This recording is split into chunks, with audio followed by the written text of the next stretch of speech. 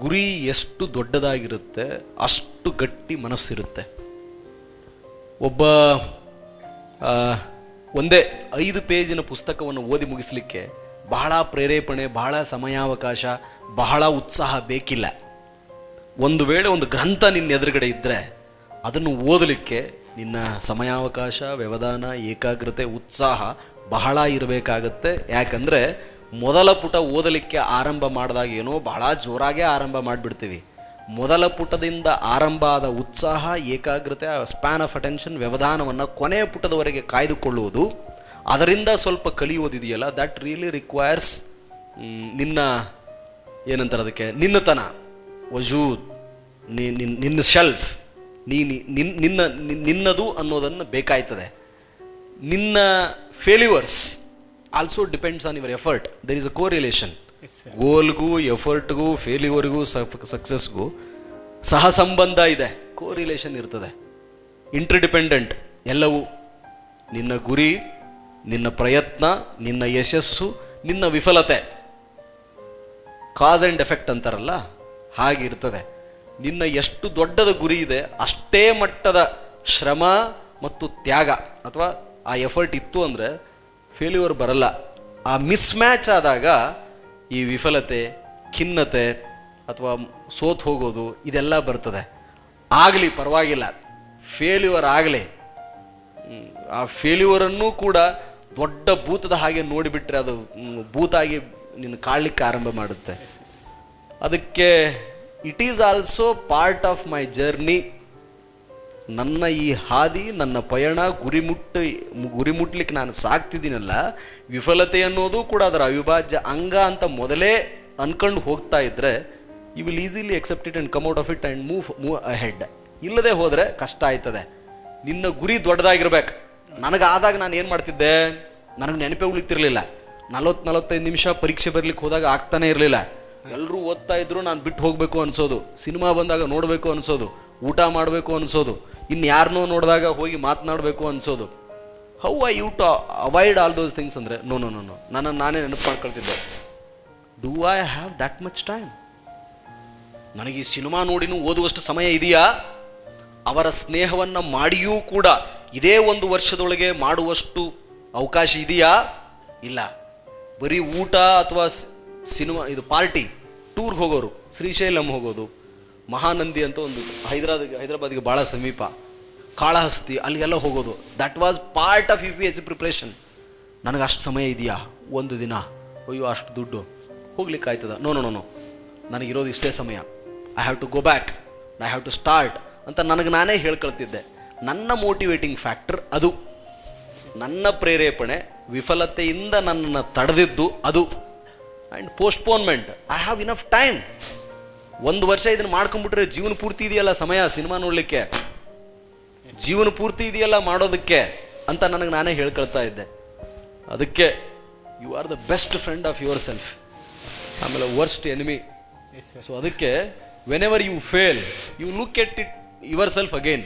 ನಾನು ಯಾರು, ನಾನು ಇಲ್ಲಿ ಯಾಕೆ ಬಂದಿದ್ದೀನಿ, ನಾನು ಇಲ್ಲಿ ಏನು ಮಾಡ್ತಿದ್ದೀನಿ? ಊರು ಯಾವ್ರು ನಿಮ್ಮದು? ಹಾವೇರಿ ಸರ್. ಹಾವೇರಿಯಿಂದ ಬೆಂಗಳೂರಿಗೆ ಯಾಕೆ ಬಂದೆ? ವಿಜಯನಗರದಲ್ಲಿ ಯಾಕಿದ್ದೀನಿ? ಇನ್ಸ್ಟಿಟ್ಯೂಷನ್ಗೆ ಯಾಕೆ ಸೇರಿದ್ದೀನಿ? ಸದ್ಯ ಏನು ಮಾಡ್ತಾ ಇದ್ದೀನಿ? ಸರಿನಾ ತಪ್ಪ? ಒಂದು ಸಾರಿ ನಿನಗೆ ನೀನೇ ಪ್ರಶ್ನೆ ಮಾಡ್ಕೊಂಬಿಡು. You will have the answer. Okay, don't take too much time. ಮಾಡೋ ಕೆಲಸ ಭಾಳ ಇರ್ತದೆ. ಆಮೇಲೆ ಇಟ್ಸ್ ಓನ್ಲಿ ಬಿಗಿನಿಂಗ್.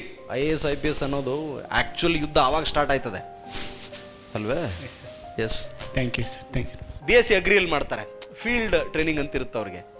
ಇಲ್ಲೇನ್ರಿ ಇದೆಯಾ? ನೋ, UPSC ಅಂಥದ್ದೇನೂ ಇಲ್ಲ. You have to understand.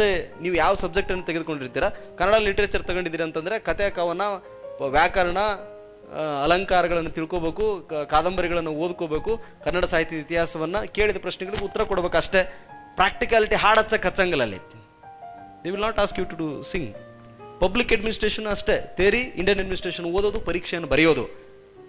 ಒಂದು ಏನು, when you say that you may be having ನಿಮ್ಮ ಅಂಡರ್ಸ್ಟ್ಯಾಂಡಿಂಗ್ ಏನಿರ್ಬೋದು ಅಂತಂದರೆ ಅದನ್ನು ಮಾಡಿ ಗೊತ್ತಿರಬೇಕು ಅಂತ ಆ ರೀತಿ ಏನಾದರೂ ಇದೆಯಾ? ಅದು it depends on your environment. ಈಗ ಉದಾಹರಣೆಗೆ, ವಾಟ್ ಈಸ್ ಪಾವರ್ಟಿ? ಪ್ರಾಕ್ಟಿಕಲಿ ಗೊತ್ತಿದ್ದವನ ಆನ್ಸರ ಬೇರೆ ಇರ್ತೈತೆ. ಅಂದ್ರೆ a person who has experienced it, he will have a different definition.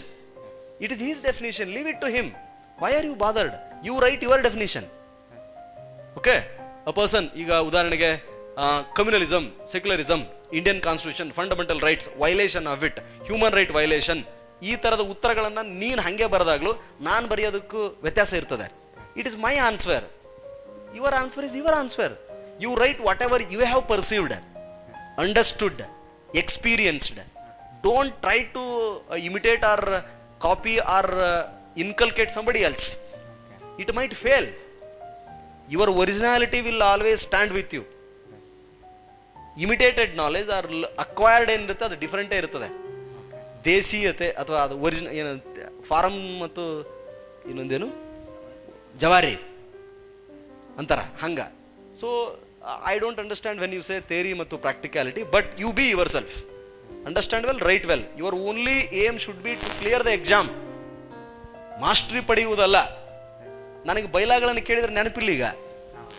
If you ask public administration sir recent amendment ಹಂಗೇನಾಗಿತ್ತು ಅಂದ್ರೆ I have to go back and search and then tell you. I don't remember, but I remember the original gist of it. So ಆ ಥರ. Yes, next.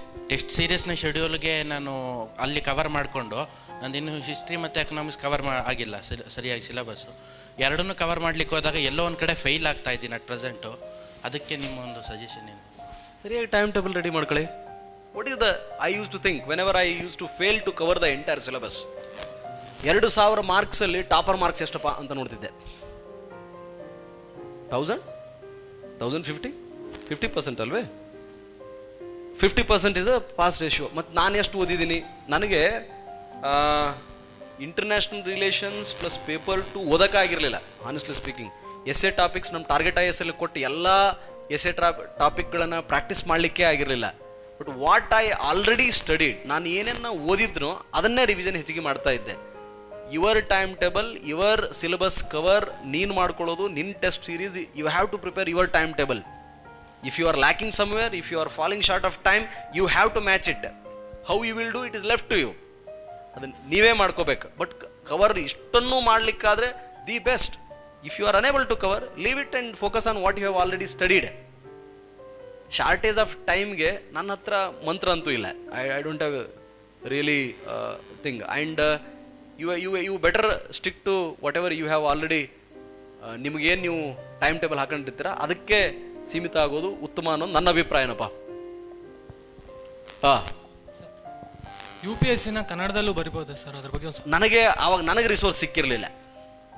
ಅಂದರೆ public ಅಡ್ಮಿನಿಸ್ಟ್ರೇಷನ್ನು, literature, ಅದು ಯಾವುದೋ science and technology, ಅವನ್ನೆಲ್ಲ ನನಗೆ ಅವತರಣಿಕೆ ಟ್ರಾನ್ಸ್ಲೇಷನ್ ಮಾಡೋದೇ ದೊಡ್ಡ ಕಷ್ಟ ಆಗ್ಲಿಕ್ಕೆ ಸ್ಟಾರ್ಟ್ ಮಾಡ್ತು. ನಾನು ಟ್ರಾನ್ಸ್ಲೇಟನ್ ಮಾಡಿ ಅದನ್ನು ಓದಿ ಅರ್ಥ ಮಾಡ್ಕೊಳ್ಳೋದಕ್ಕಿಂತ ಅದನ್ನೇ ಓದಿಬಿಡೋಣ ಅಂತ ನಾನು ಆರಂಭ ಮಾಡಿದೆ. ಗುರುದತ್ ಹೆಗಡೆ ಅಂತಿದ್ದಾರೆ, ಒಂದು ಸಾರಿ ಅವ್ರನ್ನ ಕನ್ಸಲ್ಟ್ ಮಾಡಿ ಇಲ್ಲೇ ಚಿಕ್ಕಬಳ್ಳಾಪುರ ಹೋಗಿ ಭೇಟಿಯಾಗಿ ಬನ್ನಿ. I am not a proper person to guide you in Kannada medium ಬಗ್ಗೆ. But why don't you study in English? ಯಾಕೆ ಆಗಬಾರ್ದು? ಆಗಲ್ಲ ಅಂತಂದ್ರೆ ಅನಿವಾರ್ಯವಾಗಿ ಅದನ್ನು ಮಾಡ್ಲಿಕ್ಕೆ ಸಾಧ್ಯವಾದರೆ ಇದನ್ನೇ ಮಾಡಿ.